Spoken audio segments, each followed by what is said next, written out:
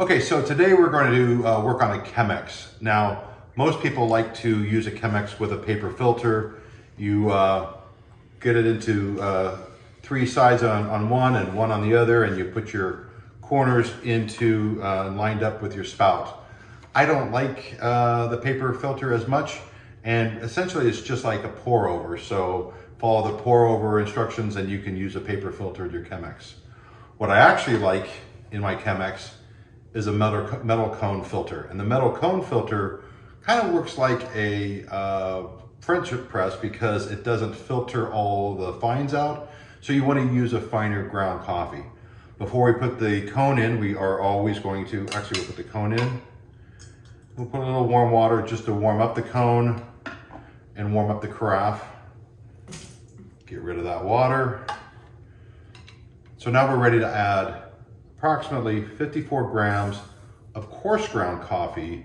Again, if you're going to use the paper filter, you want a fine ground, but we use a coarse ground because there is nothing filtering the coffee through the filter.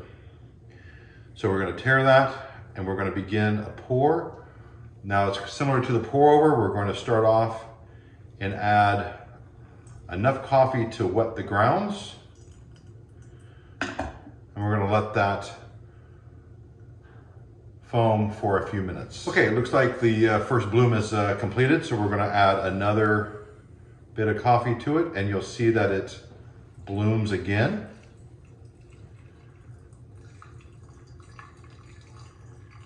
And we're going to continue to wet. You can see the speed that the water goes through this filter, and that's part of the reason why you want a coarse ground. But we want to see if we can get a little bit of agitation into that mix.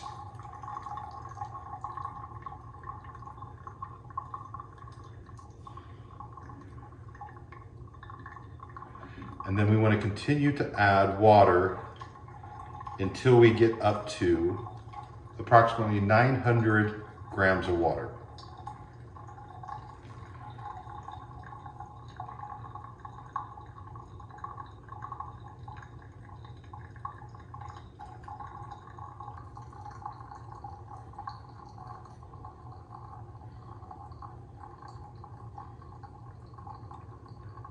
And it used up the rest of my kettle.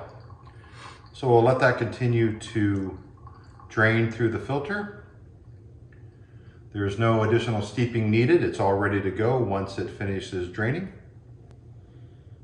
Have to be careful, it can be a little hot. Get the last of the few drops out. And now you're ready to drink.